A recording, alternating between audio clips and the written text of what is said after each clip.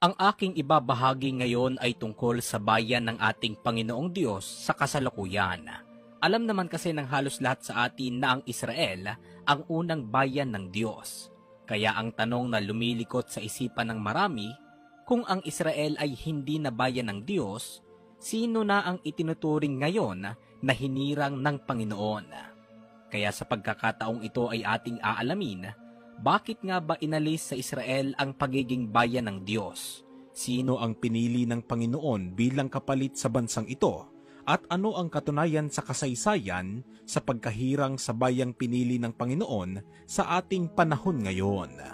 Tuklasin natin. Lahat tayo ay nakaaalam ng pag-ibig at pagmamalasakit na ginawa ng Diyos sa bayang Israel. Ngunit sa kabila nito ay patuloy ang pagtalikod sa kanya ng mga Israelita sa pamamagitan ng paggawa ng mga karumal-dumal na kasamaan. Dumating ang pagkakataon na napuno na ang Diyos sa mga Israelita at ganito ang kanyang sinabi ukol sa Israel. Sa Aklat ng Roma 10 talatang 21. Pero tungkol naman sa Israel, ito ang sinabi ng Diyos. Matagal akong nanawagan at naghintay sa isang bansang matigas ang ulo at suwail.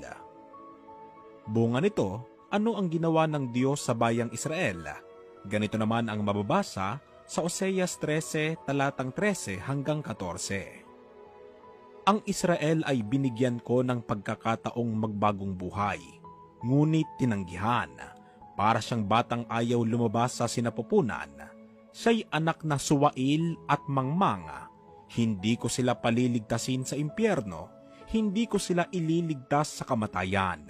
Kamatayan, pahirapan mo sila, impyerno, parusahan mo sila.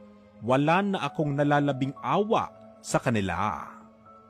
Ibig sabihin, dumating ang pagkakataon na sa sobrang tigas ng ulo ng bayang Israel, ay isinumpa sila ng Diyos at itinakwil. Kaya ang tanong ngayon, inalis ba ng Diyos ang pagkahirang sa Israel bilang kanyang bayan? At ano pa ang ginawa ng Panginoon? Ang sagot ay nasa Mateo 21:43. Kaya nga sinasabi ko sa inyo, aalisin sa inyo ang kaharian ng Diyos at ibibigay sa isang bansang nagkakabunga. Sa madaling sabi, nang alisin sa Israel ang pagkahirang, ay muling pumili ang Diyos ng isang bansa kung saan doon ibinigay ang pagkahirang bilang kanyang bayan. Kaya pag-aralan natin, aling bansa kaya ang pinili ng Diyos at itinuring niyang kanya? Meron bang binabanggit ang Biblia patungkol sa bansang ito?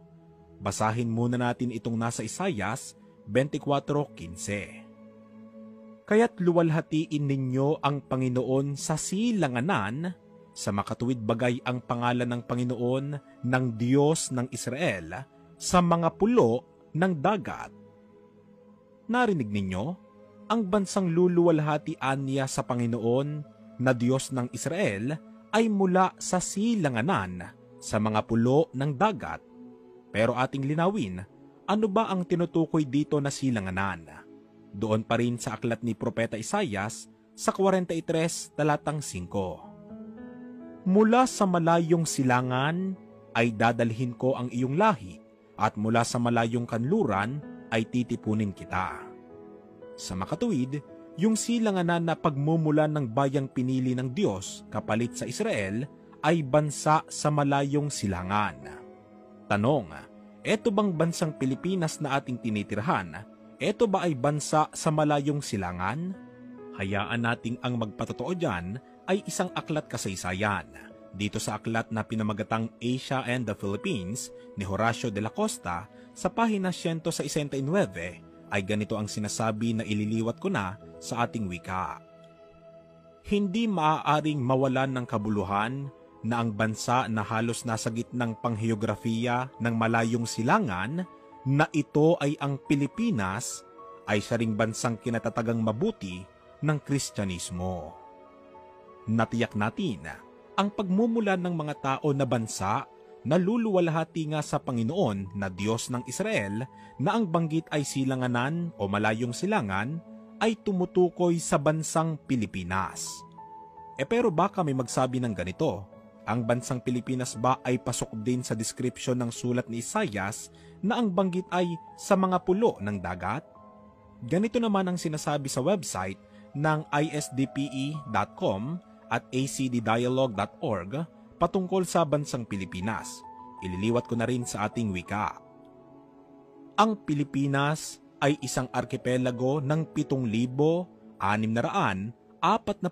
na isla na malawak na nakakategorya sa ilalim ng 3 pangunahing pangheograpiya na dibisyon mula Hilaga hanggang Timog, Luzon, Visayas at Mindanao.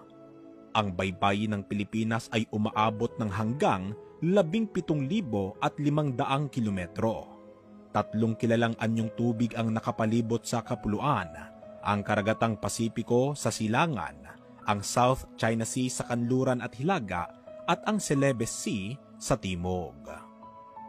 Malinaw, bukod sa natiyak natin na ang Pilipinas ay ang binabanggit sa silanganan na siyang bansang pinili ng Diyos bilang kanyang maging bayan, ay nakumpirma din natin na ang deskripsyong tinutukoy ni Isaias na ang sabi ay sa mga pulo ng dagat ay napatunayan ding taglay ng ating bansa. Kaya nga sa liriko ng ating pambansang awit, ang lupang hinirang ay may banggit doon na bayang magiliw, perlas ng silanganan. Kanina ay may binasa tayong talata patungkol sa sinabi ng Diyos sa Israel na doon ay sinabi nga na sila ay anak na suwail, mangmang at matigas ang ulo. Tanong, ano pa ang sinabi ng Biblia patungkol sa Israel na may kaugnayan din sa bansang pinili ng Diyos kapalit nila? Balik tayo sa aklat ng Roma 10, talatang 19 hanggang 21. Kung ganon, hindi ba nila ito naunawaan? Naunawaan nila dahil ayon sa isinulat ni Moises, sinabi ng Diyos sa kanila, iinggitin ko kayo sa pamamagitan ng ibang bansa. Iinisin ko kayo dahil ipapakita ko ang aking awa sa mga taong hindi nakakakilala sa akin. At buong tapang naman na sinabi ni Isaias ang sinabing ito ng Diyos. Natagpuan ako ng mga taong hindi naghahanap sa akin.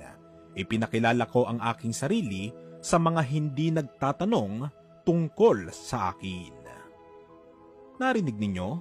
Ang Israel anya ay iinggitin ng Diyos sa pamamagitan ng ibang bansa na kanyang pinili bilang kapalit nito.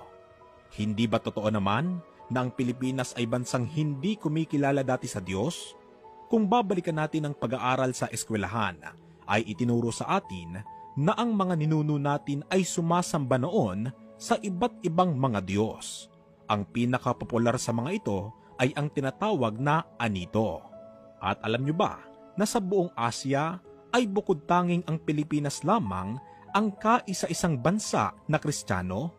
Ang katunayan ay ang mababasa sa website ng asiasociety.org na ganito ang sinasabi batay sa ating wika. Ipinagmamalaki ng Pilipinas na siya lamang ang Kristiyanong bansa sa Asya. Sinabi rin sa talata na ipinakilala ng Diyos ang kanyang sarili sa mga taong hindi nagtatanong tungkol sa kanya. Hindi ba totoo rin ito na kung hindi pa ipinalaganap ng Espanya ang Katolisismo sa Pilipinas, ay hindi naman ito magiging isang bansang Kristiyano?